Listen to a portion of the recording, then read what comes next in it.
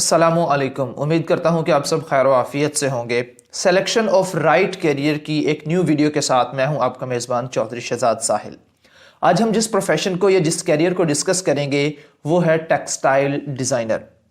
Video start करने से पहले मैं आपको बता दूं कि इस वीडियो के अंदर हमने क्या क्या चीज़ें डिस्कस करनी है। सबसे पहले हम पहला पॉइंट जो डिस्कस करेंगे कि टेक्सटाइल डिज़ाइनर होता क्या है, किसे कहते हैं हम टेक्सटाइल डिज़ाइनर, नंबर 1।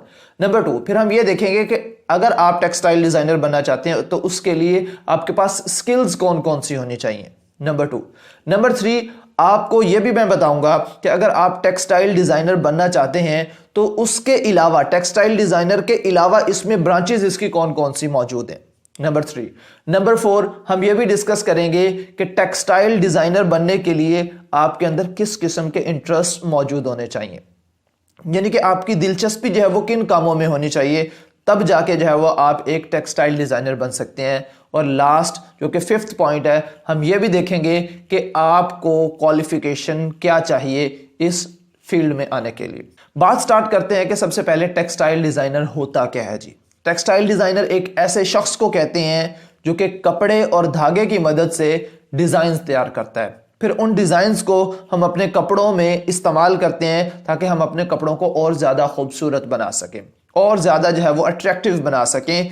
तो कपड़े और धागे की मदद से डिज़ाइंस तैयार करने वाला शख्स जो कि एक ऐसे इस किस्म के डिज़ाइंस तैयार करता है जो कि कपड़ों में इस्तेमाल हो सकते हैं, जो कपड़ों की आराइश के लिए, जो कपड़ों की ज़ेबो ज़ीनत के लिए इस्तेमाल हो सकते हैं, उस शख्स को हम कहते हैं जी टेक्सटाइल डिज़ाइनर है जी।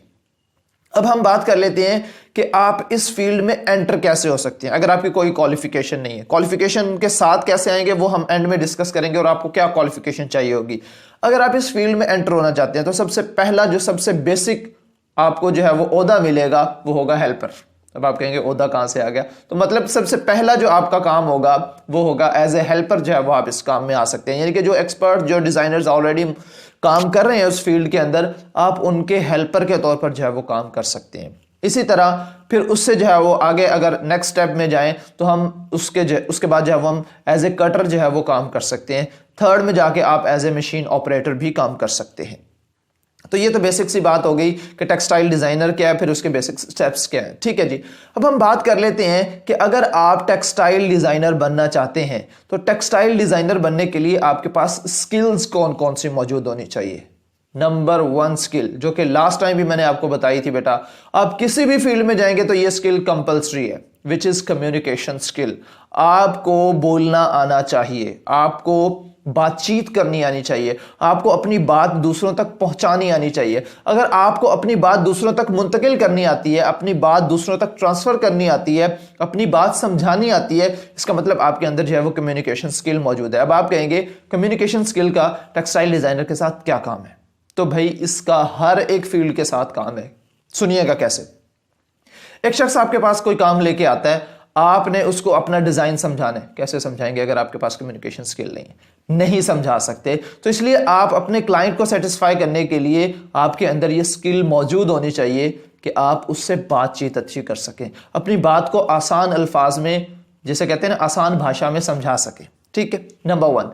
Number 2 which is imagination skill, यानी कि इमेजिनेशन पावर जो है वो आपके अंदर होनी चाहिए ताकि आप जो है वो नए नए आइडियाज सोच सकें, आप नए नए डिज़ाइन जो है वो खुद से सोच सकें, फिर उनको जो है वो इंप्लीमेंट कर सकें, फिर उससे नए नए आइडिया, नए नए डिज़ाइन जो है वो तैयार भी कर सकें।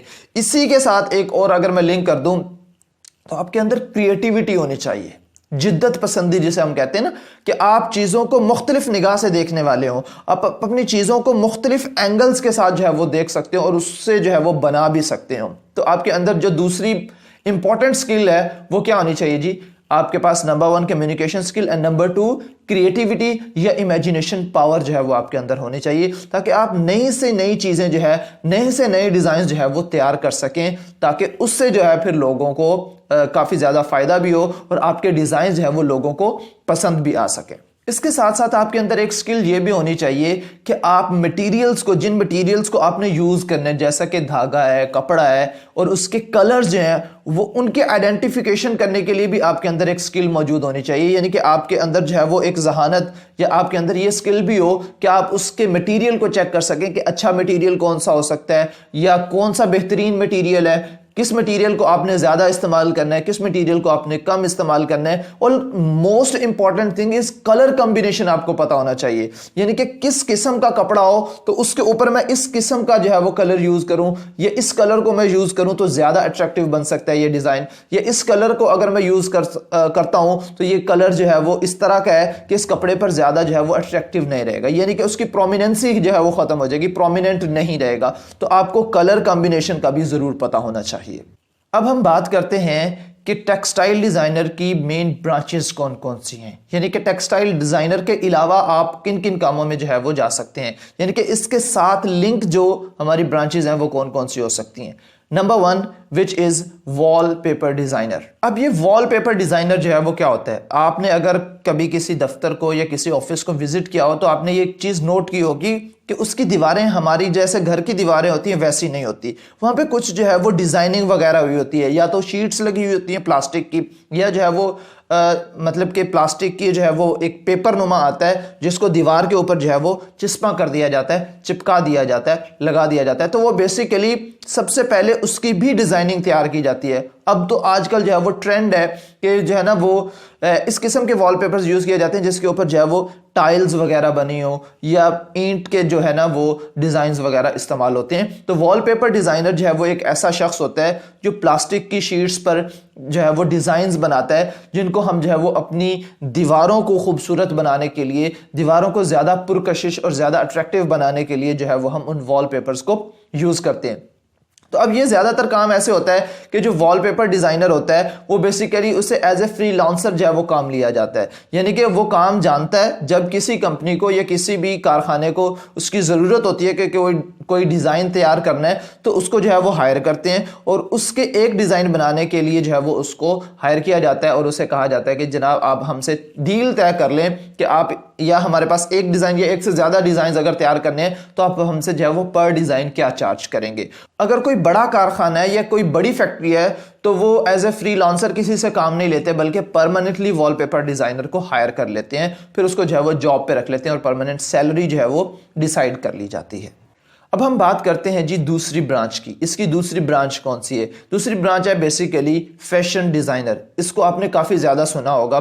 फैशन डिजाइनर बेसिकली एक ऐसा शख्स होता है जो जूतों के, कपड़ों के, जैसे मैं एक वेस्ट कोट पहन के बैठा हूं और इसी तरह जो है वो कुछ कोट्स वगैरह के मुख्तलिफ लिबासों के जो है वो क्या बनाते हैं जनाब, डिजाइन्स तैयार करते हैं। और फिर ये इस चीज का भी ख्याल रखते हैं कि जो मैं लिबास तैयार करने लगा हूं उसके लिए कपड़ा कौन सा बेहतर रहेगा, उसके लिए कलर कौन सा बेहतर रहेगा, उसका डिजाइन कैसा हो, क्योंकि हम डेली जो है वो फैशन चेंज होते देखते हैं। कभी किसी किस्म का डिजाइन आ रहा होता है, कभी किसी किस्म का डिजाइन आता है। तो बेसिकली फैशन डिजाइनर जो है वो कपड़ों, जूतों के डिजाइन वगैरह जो है वो तैयार करता है और उससे जो है वो अपनी अर्निंग जो है वो कमा सकता है।